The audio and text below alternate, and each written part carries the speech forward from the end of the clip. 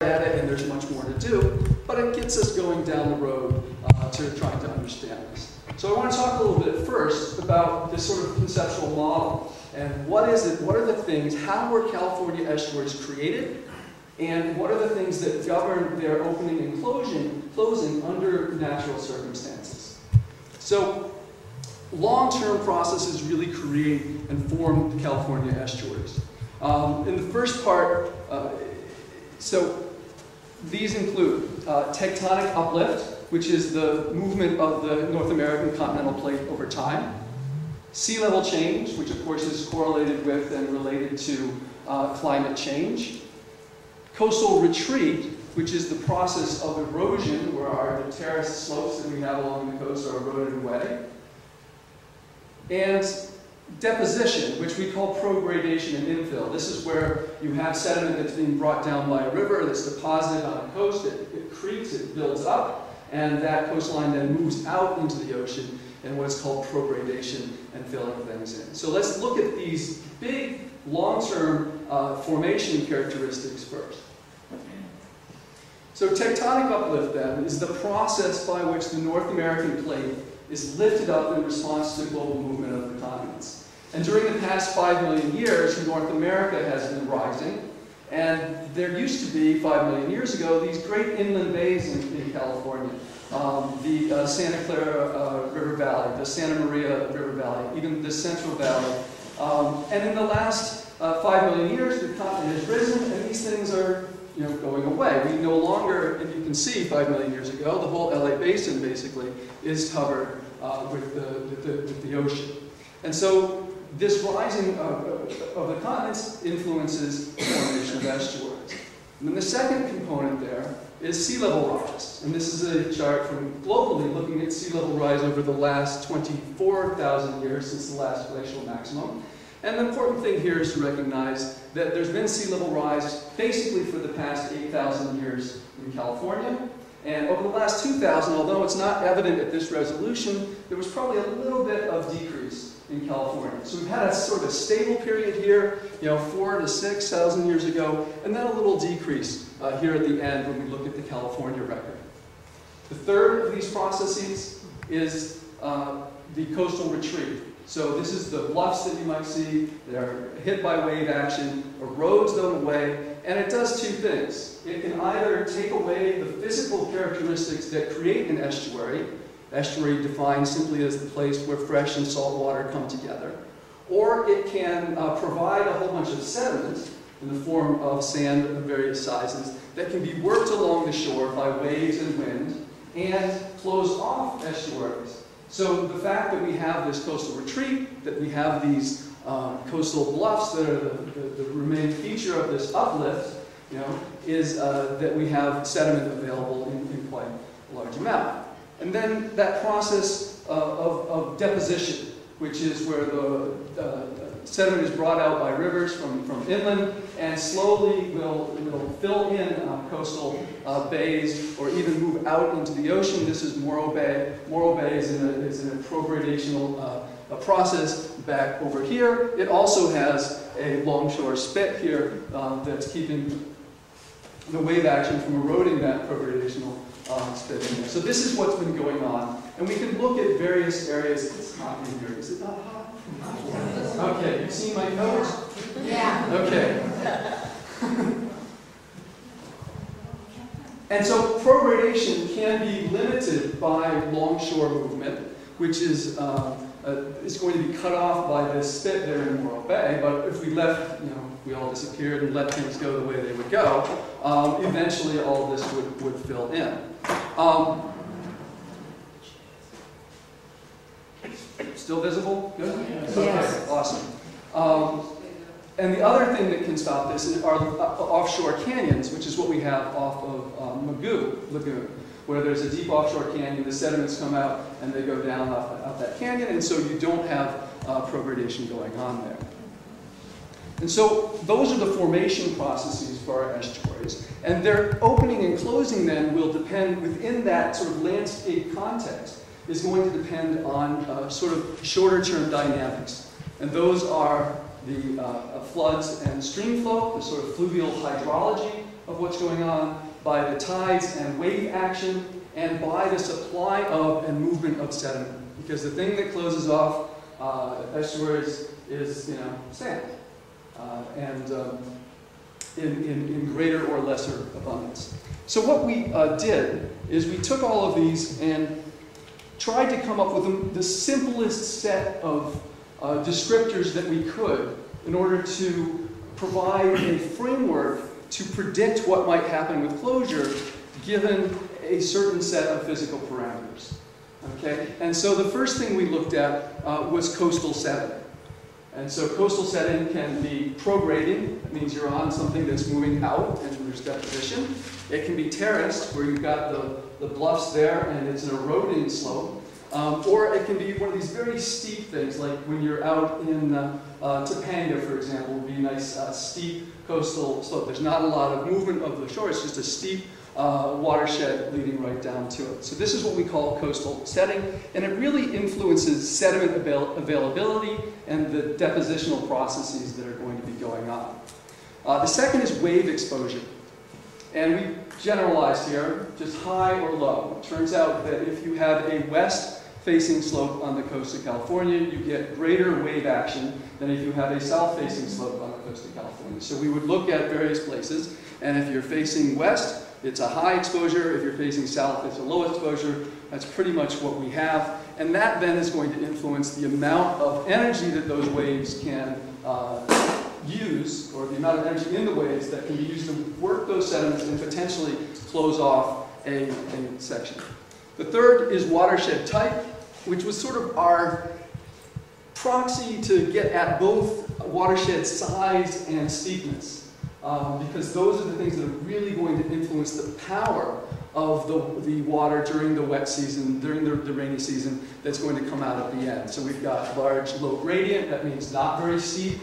All right, we've got medium, intermediate gradient, steep and small indefined for these little watersheds that don't really have a whole lot to them. And finally, the formation type, which is inherited space. This goes back to the tectonic stuff I was talking about. If you had a valley that has been inundated by water through sea level rise over the last 8,000 years, that is an inherited estuary. Trapped is where you have one of those longshore spits that goes down and traps the water in there, and then it's defined by that. And hydraulic is where the annual and daily even movement of the sediments by the tides and the water, the tides and the river is going to define that space. So we call those inherited, trapped, and hydraulic. So let's look for a second and sort of give places to these things, because that was just a big slide full of a lot of text. So here we're looking at the coastal setting as prograded, terraced, or steep. And here we're basically, mostly, and these are generalizations, on prograding this whole LA basin all the way down basically to Pendleton is prograding. And then you hit to terraced. And in Santa Monica Mountains, you're at steep. So in your mind, you can think of that. And I'm sure that every one of you who's driven and looked out the window going down the 405 to the 5 to San Diego, you just feel it in your bones when you switch between that flat basin, that prograding coast, into the terraced ones. The wetlands are different, the freeway's in a different place, it just changes. Right? And that's because the coast itself does change that way. It turns out also that the plant composition changes at about exactly that same place, which is sort of interesting. And you also know the difference between driving along the coast in the big flat plain here and going along a very steep, narrow coast, as you would find out in Malibu. Those formation types, the estuary formation types, just to give you some pictures to connect with those. On the far left, there you have inherited space from sea level rise. So this is, I forget where this is. Thank you, Tomas. You have hydraulic, where this is being defined by the amount of water and wave action, whether this is open or closed at any given time. And then a trapped estuary, where we have this big barrier spit, and eventually, it could close up or not, depending on other factors. So our premise was that these different formation conditions and shorter-term processes naturally create a range of closure conditions. Now this is where we need to just stop and let that sink in for a minute. A range of closure conditions. Coastal estuaries in California are not only open and closed. There's a whole lot in between what you might define as open and closed. Open, if we define it in its fullest sense, would be, and the way we defined it, is still 2 meters of water at low tide. In other words, you could get a boat in it at low tide.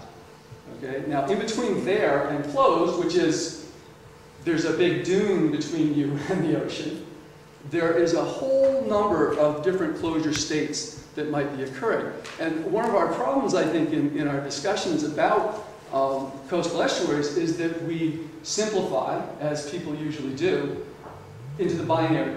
It's either an open estuary or closed estuary, and forget that not only can these things change over the course of a year, but the degree to which they are in one state or another changes as well. So I'm going to show you what we refer to lovingly as our cartoons that describe these different states of being opened or closed. So the top most highest level of closure we call dune dam. We give it a D in the report, and that's why there's a D up there at the beginning.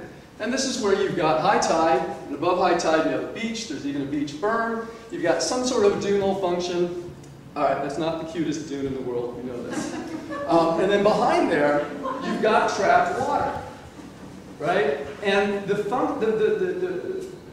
key feature here is that the level of the water behind, and this is Oso Flaco, which does this regularly back here, the water level is significantly higher than high tide. Okay, and I'm going to mention this as we go through because that ends up being kind of important as we go through and think about what the implications are for making something full tidal. So below that, we describe perched. So now you don't have the dune, you just have a beach berm there, and you still have, though, when there's available water, the water in the lagoon is above high tide. And the example here is the Santa Ynez, and you see there's perching down here, and if you were to be able to stand on the beach, you would see that there's the high tide down here is a lower elevation than is the water inside the lagoon. That's a perched lagoon. It's closure that is perched. The next one we call closed, and that's where, and this is Malibu Lagoon, that many of you are probably familiar with, and that's where we have high tide here, and then the lagoon level is maybe at or a little bit above high tide. Okay, and that is we could call that a closed condition. And when we just go on down through, high means closing the high intertidal. So, and you can see here each time we're moving down the dotted line for the lagoon estuary, the water height, and then high tide. So this, you have a little bit of fluctuation at high tide, a little bit of tidal action way up there at the top. If you go down to mid-tidal, then you can have tidal action that's muted from the mid-high tide to the high, okay? And you keep, so Aliso Creek here, low, you can have even more tidal action going on because there's a greater range at which the, between high tide in the ocean and the lagoon height.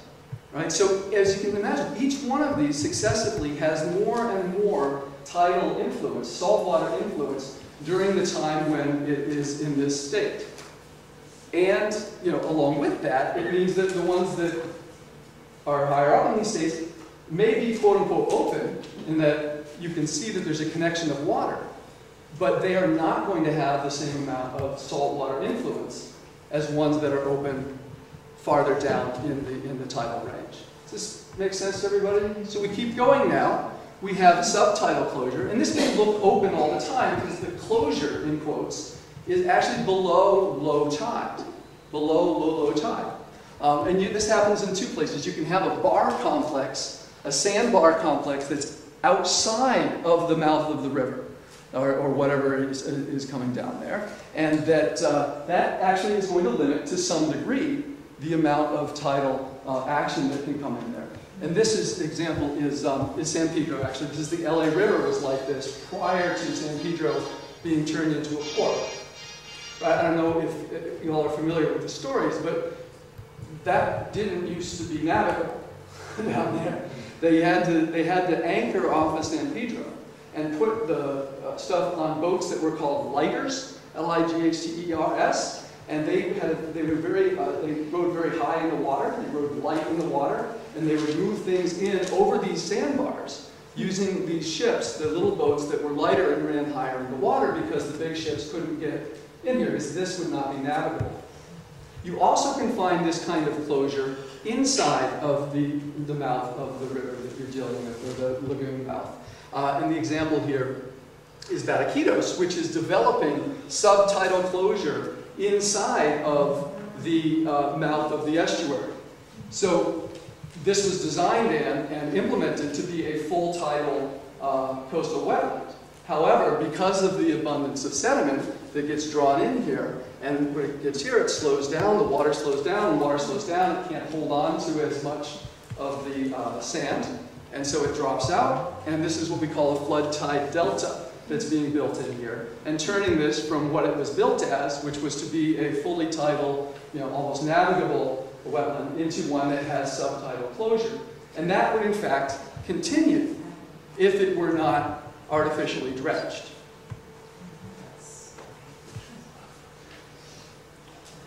Then we have open. What's open? San Francisco Bay is open, right? And it's no coincidence a lot of the wetland restoration engineers come from San Francisco Bay, where they have an open, all those tidal wetlands around there, they're all in an open system. It's a huge amount. A huge of the tidal wetlands in California are around both San Francisco Bay and historically San Diego Bay, which is where this is from. And you can see the soundings here. This is the bathymetry, bathymetry. That's elevation underwater. Okay. The bathymetry of San Diego Bay historically, and that's 22 feet down there at the bottom, and that is more than what I say before. 2 meters is 18 feet, give or take. So that, there's a reason that's doing that. I'll stop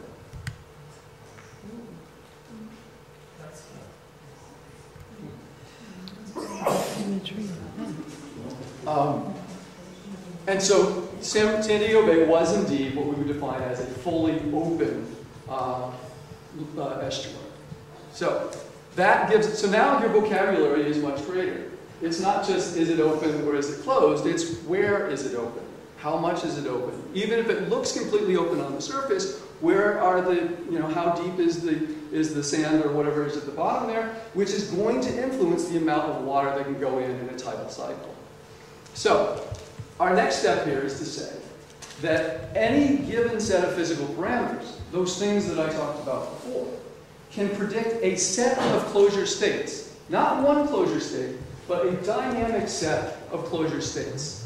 So if you, for example, had a steep setting, a medium-sized watershed, and a medium gradient, low exposure to wave action, and a hydraulically defined closure regime, we predicted, and this was a little bit of, all these predictions, that most of the time you'd be closed, maybe half the time. Some proportion, 25% closing in the high intertidal, and maybe 25% in the mid-tidal. Right? And these predictions are based on the cumulative years of experience that my co-authors have had actually collecting things in systems like these all up and down the California coast. So we'll call these aren't prescriptions, these are hypotheses, predictions based on understanding how these elements work together. And we develop them for just about any different company. You might be saying, well, what's this? This is Malibu Lagoon. Okay, so our prediction for Malibu Lagoon is about half the time it's closed, and the rest of the time it's open in the mid or high tidal area. And just to give you a sense about what this means for, these are dynamic, they change. This is McGrath Beach, Santa Clara River. I stole these from somebody who posted them to Facebook, and I didn't put the name down. I'm sorry wherever I stole these from. I'm terribly sorry. This is dynamic. This is the change, and you can see this is perched right now. We call it, maybe we'll just call it, it's not dune dam, but it's definitely perched. And so then a little bit of water starts overtopping it, and you can see the ocean is lower than the estuary. And this is important, I'll get back to this again, because when you allow them to fill up and do this, there's lots of things back up into the watershed that then can get inundated, that can get wet, that can get water infiltrating into the groundwater, that can, you know, it influences the plants and other species that can grow because you've allowed the water level to go up to this natural degree. And then this happens hours later. All right? And now you can see just what we meant about perks. The height of this water was a full, you know, 6 to 8 feet higher than was the ocean.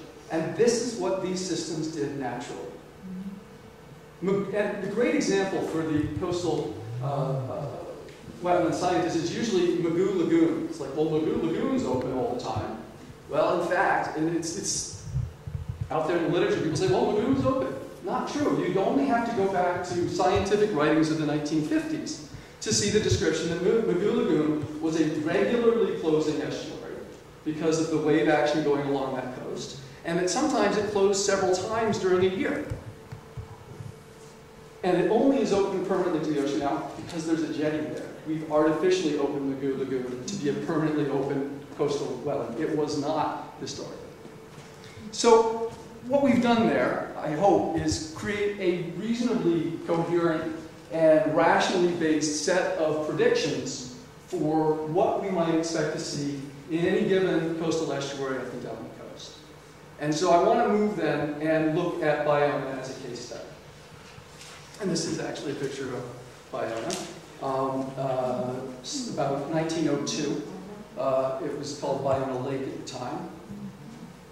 And transitioned to some work that was done here, both with Dave Jacobs and Eric Stein, but also with Shauna Dark at Cal State Northridge and her incredible team there in the geography department, who collaborated on this project. And this project was, in fact, funded by the Santa Monica Bay Restoration Foundation.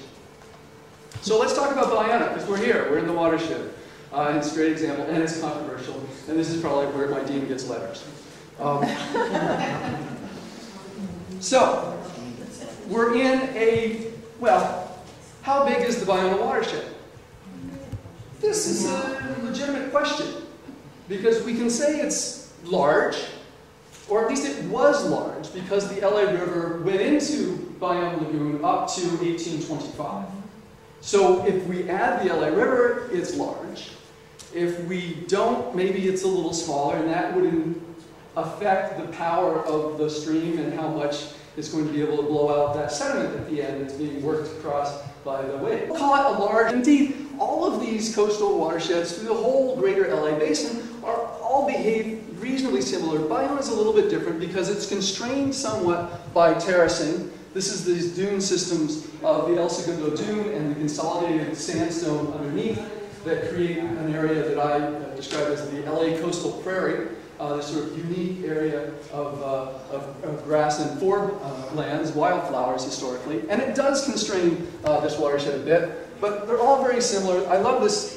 My colleague Dave Jacobs put this together because it puts together the bathymetry underwater with the elevation above water, and you can sort of see how all of this works together. This is a prograding coast over here. Ballona could be, but it has some limitations to it.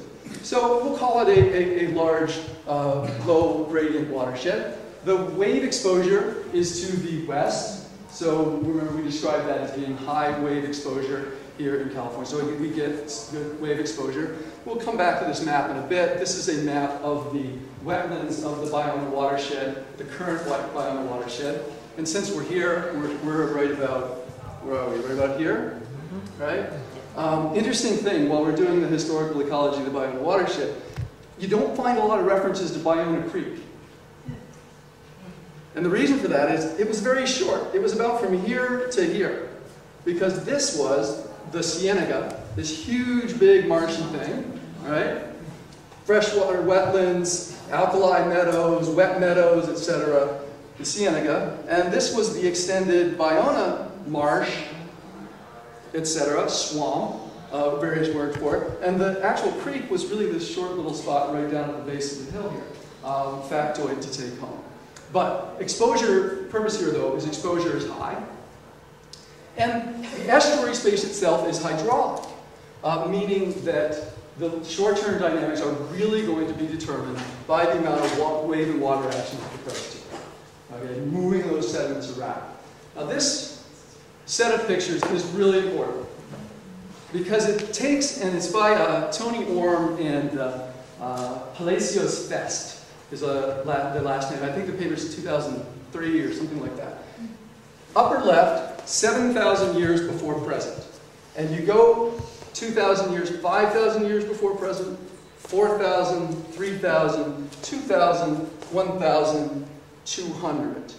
Okay? And so what you see is this slow filling in of the Ballona Bay, essentially, over time. And back there, that's inherited space probably, but slowly it fills in with these sediments. And you can see about 3,000 to 4,000 years ago, it basically turns into hydraulic space because there is this spit that goes across and closes it in, sort of like what Morro Bay almost looks like. Right? So it's gone through that phase. And this here is a hydraulically defined opening. If you wanted to go something that was open to the ocean and fully tidal all the time, you'd need to go back about 4,000 years. So, our model predicts frequent closure. It's terraced, but part of a prograding system. Large size, okay, if you include the Yellow River, it's large size. If you don't, it's a little bit smaller. High exposure hydraulic system, and this is our generalized model for that. Some of the time it should be perched, most of the time it should be closed, and when it does open, it opens real good down to the low, in the low tide area, the low intertidal.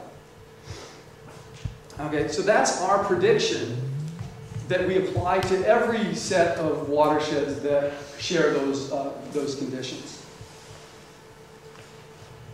So the bars should develop at low tide, and it is never, quote unquote, open by our definition, which is still 2 meters of water at low tide.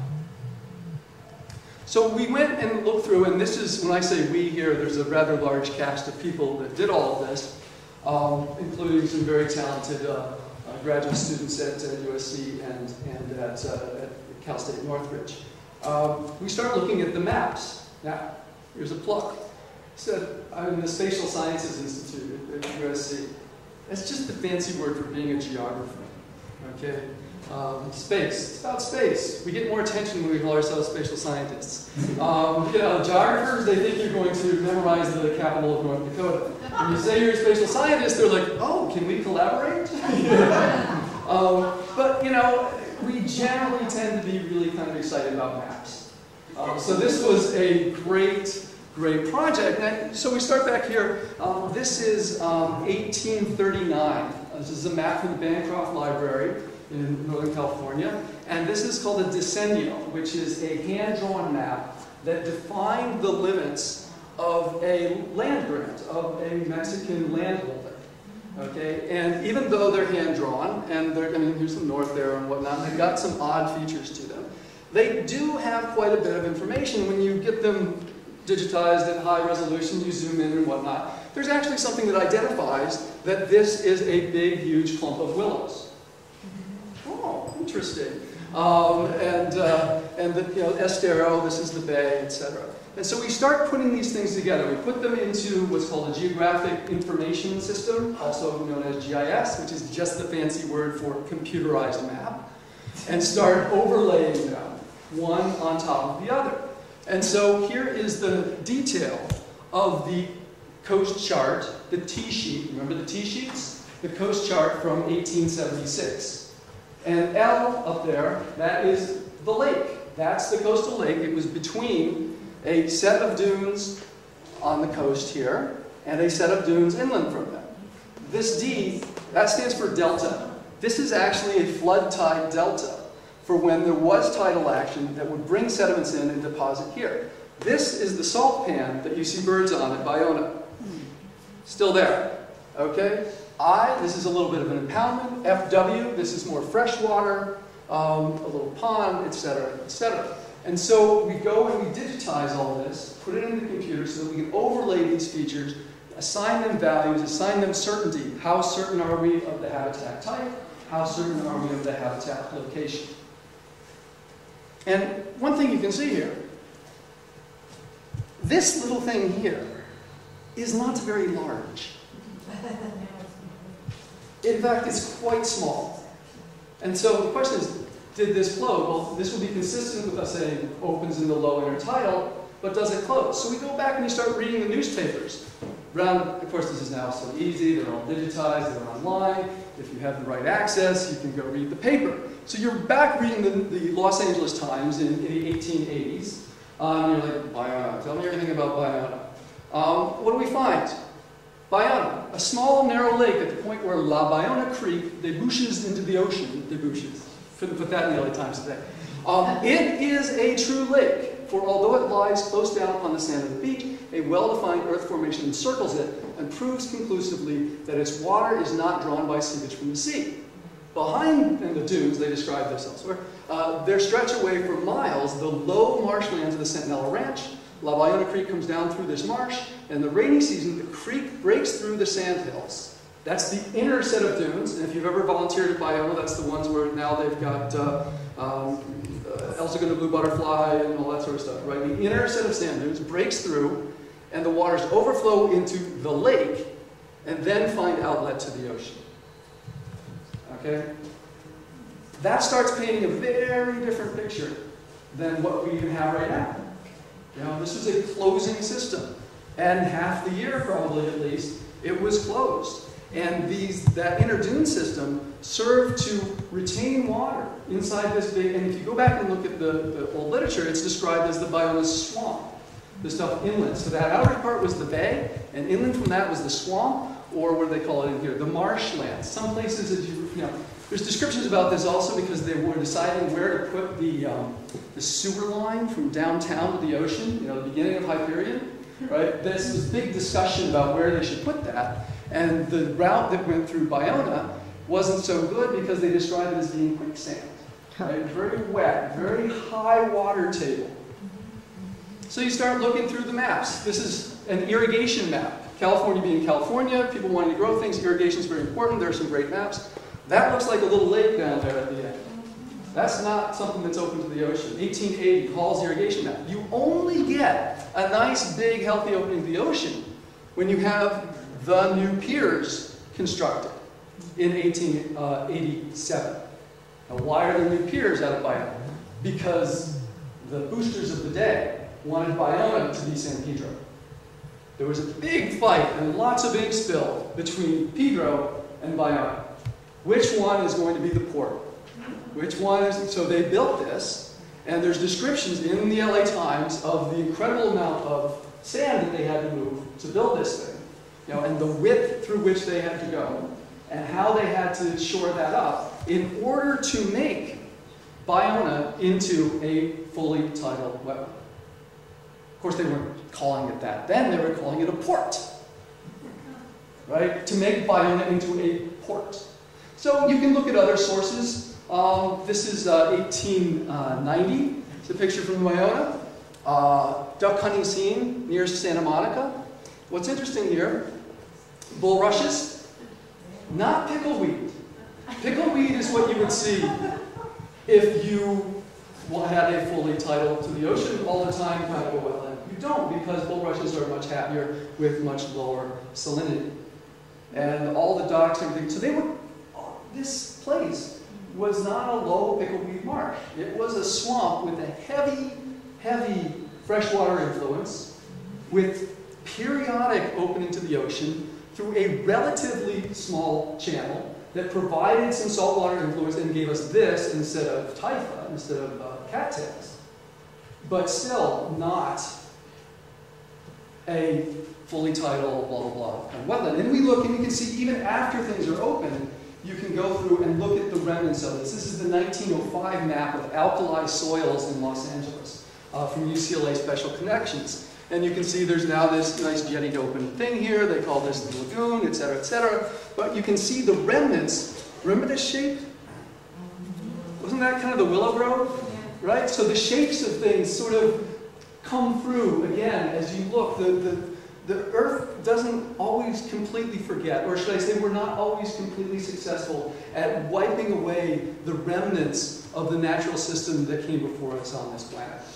And so you can often go through and you find, we've done these projects, historical projects in Ventura County and the San Gabriel River and whatnot, and we find that you go and you look at a golf course and you find a water feature on a golf course, and lo and behold, that was a freshwater lake back in 1880. It was the low spot, it was there, and now it's incorporated into a golf course as a water feature, right? Things have a way of keeping their input. We also have the soils map. This is Nelson's 1919 soils map again, and so we can go and interpret these shapes that we have, and also the wetland soils on the other side. There's the Baldwin Hills that we're in right now. These low wetland soils are still there underneath in 1919. And they're sort of the last places that get developed because we can see them. We zoom in on the Ballona and we can see how the soils have been influenced by these former wetlands that were there. So, long story short, you put all that stuff together, assign things with certainty, and there's an art to this as well. You decide at the end of the day what you have to call things. And the other part that I haven't described in here is one of my jobs in this project was to go through all of the herbarium records for Los Angeles County and figure out which ones of them were in the Ballona watershed and which ones of them were associated with which wetland conditions. Now, herbaria, if you've never been, is a place where botanists put all their pressed plants. So people do still press plants. I don't know if anybody remembers this, but people do still, botanists. Go out and collect a voucher specimen of a plant, they press it and they dry it, and it can stay for 100, 150 years properly curated in a museum for plants, which is an herbarium. And now those records are starting to be put online, so you can search for them much more easily than you used to. And so I developed lists of plants that were in the plant museums for these different parts of the watershed. And the interesting thing here is that the things that you would expect to find in a fully open tidal system are not found in Ballona until after it's open to the ocean. Cordgrass would be the key thing there. Of course, there's a big debate, and it was not there prior to it being artificially jetted over to the ocean. Now, does that mean it wasn't there? I can't say that for sure, because absence of evidence is not evidence of absence. But it's consistent with the rest of the story that we have here, which is the full tidal salt marsh plant species were not there until we start opening this place up to the ocean. And so this would have been our late 1800s opening to the ocean with the implication, and we describe this as being brackish to saltwater marsh because it would have had a heavy freshwater influence and for much of the year would not have had a tidal connection. So we said, you know what, that's pretty consistent with what we predicted. A system much different than what I think anyone not specializing in and researching this topic would imagine. Because we think of, tides come right up Ballona Creek now. That is a new thing. 1887 on. That's when that started happening. Okay? And so many of the things that we may take for granted as being natural down there are not natural, and the reason to think about it is how do the natural processes actually influence how well you can maintain things on this landscape. So, why does this matter? So if you didn't believe me already, so I've tried to tell you what's the conceptual model, give you a conceptual model. Do the data fit the conceptual model for one place? I think they do. Now, I want to tell you why I think it matters. Why does it matter that we recognize that coastal estuaries in California had all of these different closure states, and that those closure states changed over time? I think I got 6 things to tell you. First, closure keeps the water table high, and any kind of closure, these various types of closure, which promotes wetland and riparian habitat upstream and on the inland side of those estuaries. And you can see what happened when we did Bolsa Chica. This area in here used to had a higher water table. Once they put in the full tidal opening to restore Bolsa Chica, those water tables started going down. Now they've continued, there's a more recent picture, and they've started putting tidal water into there. So I'll leave it right there for a moment. We'll get back to that. Second, Closure keeps channels filled and produces a lot of fish. It's actually really good for fish to have a closing estuary in the summertime in California, because the tides in California are not like the East Coast, where a lot of the textbooks were written about what's good for estuaries, because our tides have a lower peak and a higher peak. They're actually out more than tides on the East Coast, for California.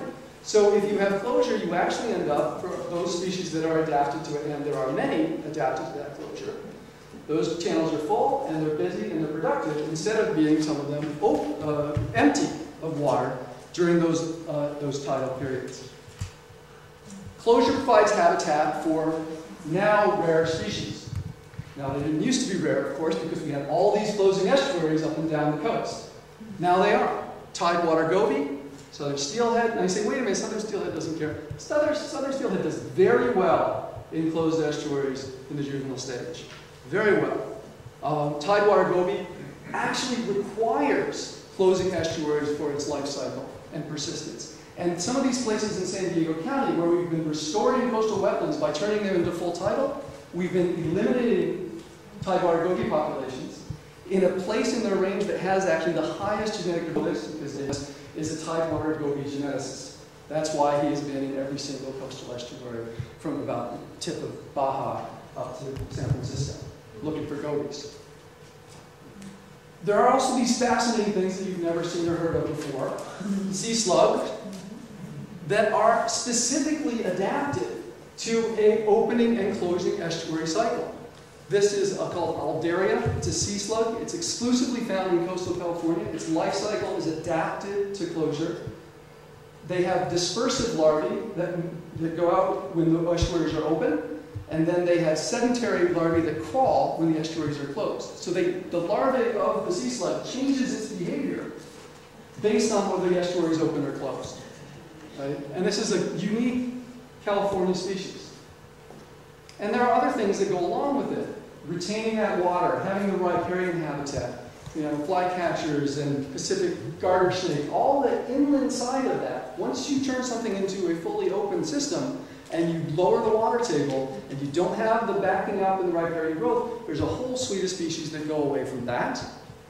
And there's some argument that clapper rails in Southern California actually were found in these closing systems.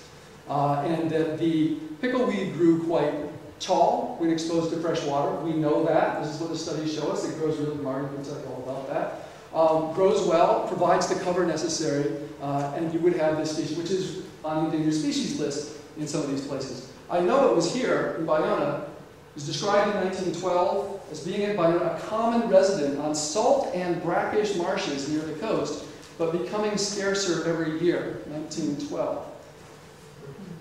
Fresh water makes salt marsh species more productive. Those species aren't out there because they love the salt. Most plants hate salt, right? And really hate salt. And when you give them a little fresh water, they grow. And they germinate. And they do all sorts of good things. So this is an illustration of this from Joy Zedler's work down in San Diego, looking at Spartina.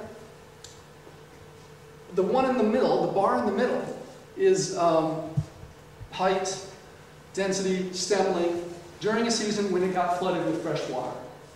Okay, so you think of Spartina as being a saltwater plant. When you give it some fresh water, boom. So there's actually some real benefits to have a system that has this dynamic freshwater element to it. Closure also helps protect beaches from bacteria during the summertime. Now this is a very selfish, human-centered thing.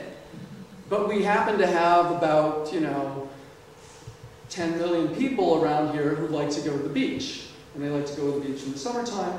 And in fact, estuaries being closed in the summer is going to reduce, because the estuaries, are going to be full of bacteria. A, because there's runoff from things that we as humans do, and B, because there are birds and other animals that poop in the estuaries, and there's going to be plenty of bacteria. So if we want to keep the beaches clean during the summertime, closing estuaries are not actually a bad idea. And natural closure patterns are easier to maintain. This is that Batakitas example. They're spending a lot of money going in and dredging out this restoration because of the accumulation of sediment. And we'll go back to Bolsa Chica for a second here. This is Bolsa Chica in 1874 on the T-sheet. It was not open at the southern end. It was open a little bit way up over here, maybe occasionally in the mid intertidal, but not a full, tidal wetland by any stretch of the imagination. And this is what we turned it into. Awful. And the uncharitable version of this slide says, where did the money come to do this? Well, it came from the harbor for mitigating for loss of, deep, full tidal habitat in the harbor. Which, if we recall, wasn't even full tidal habitat because it was closed in the subtidal, okay? So we mitigated for loss of a harbor, which was a created habitat, by going to another wetland and creating a harbor. That's a harbor. Why do you think there's dolphins in it? Because it's turned into a harbor. Dolphins never used to be in the Bolsa Chica, but they're there now because, and so here's how this went. We're going to build something, okay? We're going to build it, we're going to spend a lot of money, we're going to build it, we're going to be really happy about it, we're going to take the money from the ports, we're going to build it. Okay, we open it up, boom! What year is this? 2007, right after it opens. This little spit starts growing right here. I could have told you that, okay? This is 2009. They've already gone in and dredged it once. And they paid for that out of Montrose settlement money. Oh my gosh. Okay, because there's actually not enough money in the endowment, as far as I can tell, for Bolsa Chica to pay to do the dredging indefinitely. So they're looking for other sources of money to do that. Right? Here's 2010. Oh, whoopsies. So what's it doing? It's doing exactly what I told you it would do. It's trying to close up because this system does not have the power. Even though it's a big tidal prism, does not have the power to keep it perpetually open to the ocean. And so here it is in 2011. The only, and this looks like it's being dredged, yes, it's being dredged again. The only reason it's staying open is every other year, it's spending $3.3 million for the explicit goal that the tidal range not become muted. And that's technical words for not closing in the low tidal, mid tidal, and high tidal, or closing. And that there is no contingency for what would happen if it closed and they didn't have the money to open it back up again by dredging. Wow. And that's in the newsletter. And everybody accepts this as just the way things ought to be. So this is mid-dredge, April 22nd, 2011. Right? And if you zoom back out from there, that's what they're doing there. All this sediment, they're in there sucking the sediment out, and here's a tube probably that goes out and put it on the beach. So to mitigate for a harbor, we built a harbor that we then go in and spend $3.5 million every other year to take the sand from the beach and put it back onto the beach, because that's not where the harbor wants to be. That's expensive. And need I be snarky? Stop the camera. Be snarky for a minute. These are the same people who would have you turn your life upside down to stop global warming. Yeah. Geoengineer it, whatever you want to do. Put solar plants in the desert because we got to stop global warming. Yet you're going to design a restoration that requires yearly or every other year massive energy expenditure to keep it running. It makes no sense to me. I'm sorry. It just does not make sense to me. Except they get paid. That's why. I didn't say that. Yeah. So, science, I couldn't help myself. And I started expressing an opinion here at the end. Science, though, is not normative. Science can't tell you what you want to do with this watershed or another watershed or wetland or whatnot. All we can do is say, this is how we think it's working. This is the model that predicts what's going to happen. These are the reasons you might want to do this or might want not to do this. It doesn't actually make those value judgments for you. You know, I have some ideas. How about this one? How about a definition? Maybe this is science. Artificially jetting a wetland open to the ocean is not restoration. If it was not historically open to the ocean all the time. Call it what you want, and I've had this discussion with people on various science panels, and they're perfectly willing to admit, oh, this is not going back to historical conditions. I'm like, this is going back to 4,000 years ago. Well, it's enhancement. Okay, fine. It's not a restoration, it's enhancement. I can live with that. If you think it's enhancement, let's be honest about it. But it ain't restoration, not by my definition of restoration. How about Southern California estuaries 500 years ago probably wouldn't have complied with the Water Quality Act, Clean Water Act. Because they closed, they were sumps, they were stinky, they were full of bacteria and all sorts of stuff. And to think that we need to take every watershed, every wetland, and make it comply with standards that it in its native state could not maintain, to me is a ferocious boondoggle. So maybe restoration should be designed to work with natural processes. That's what I mean. Yeah, that seems revolutionary, right? How about that? But it ain't science, I know that. How about it's a good idea to keep landscape features that have been there for over 100 years and stable on the landscape, like a dune, or a salt pan, or a tidal channel that's been there for 115 years. Wouldn't that seem to be a reasonable place to start, at least? And a first principle. That's what I've always done in the restorations I've worked on. I've only worked on upland restorations, I will admit, coastal sage scrub, etc., butterflies, blah, blah, blah. But that's a principle we could talk about. The thing that y'all want to talk about, I'm sure, is this one, right? This is the current plan for restoring the Ballona Wetlands. Has everyone seen this picture? Is there anyone who has not seen this picture? A few people. All right, so let's walk through this. So this is in, yeah, thank you. So this is in the most recent technical memo to the science committee or something. So the creek comes down here, and these black things are new berms that will replace the channel of Ballona Creek. And it digs out this whole area. That salt pan that's been there for 100-some years, right, that's gone.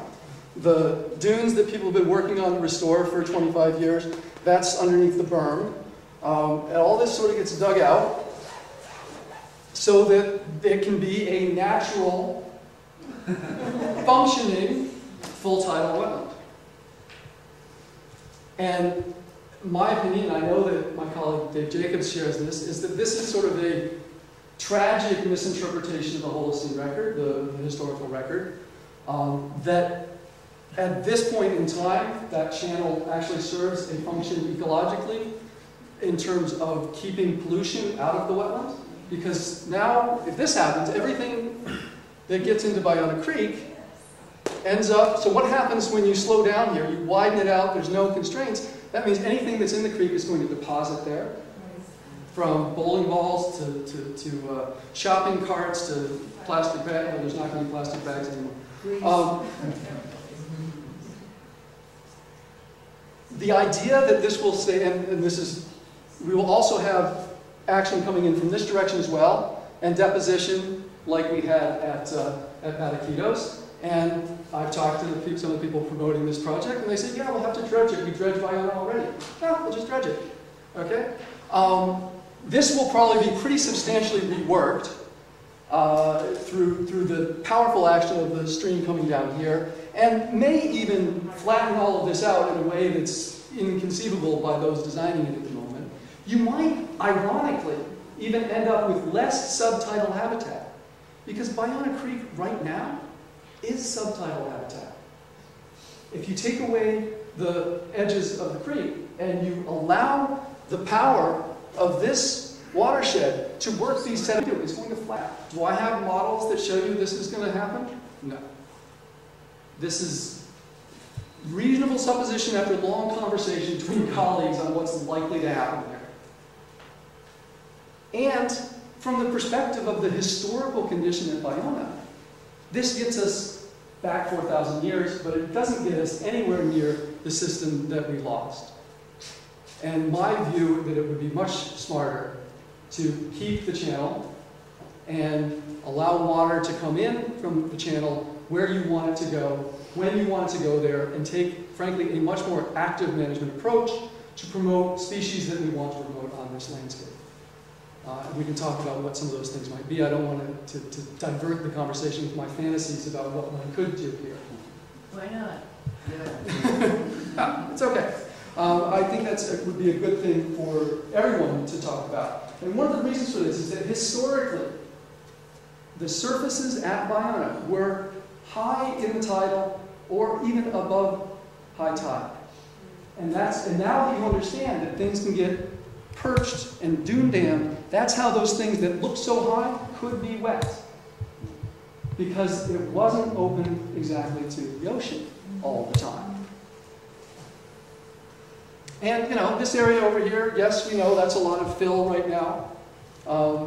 It does serve a function as well, which is, at the time when that turned into fill, everything around it got developed. And it became a little bit of a refuge for the insects and other small creatures of the lower watershed there.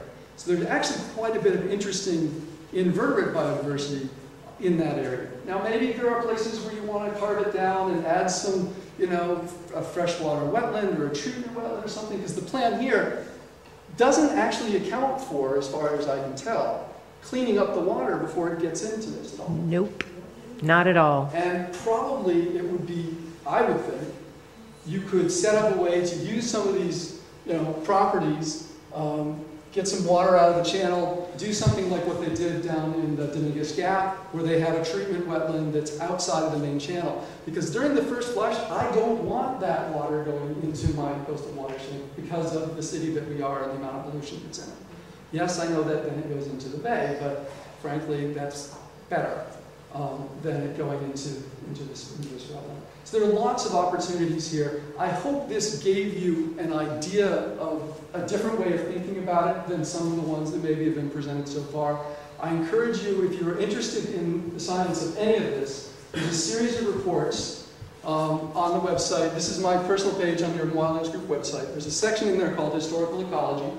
You can get a link to a map of the historical wetlands of the Ballona watershed, a report on the historical ecology of the Ballona watershed, a report on the historical ecology of the San Gabriel River watershed, a report on the Ventura River watersheds, all this sort of stuff, to get a sense of an appreciation for the historic landscapes that we had. And maybe that can help us all, I hope, frankly, come to some different ideas about how we might do the restoration for that land that people fought so hard to protect down here at Ballona. So thank you for coming, I really appreciate it. And you recontour, there's all the sediment in the world. They're going to it's going to recontour whatever you do. It's like, it's coming fast out of that creek. Your big storm is going to move things around.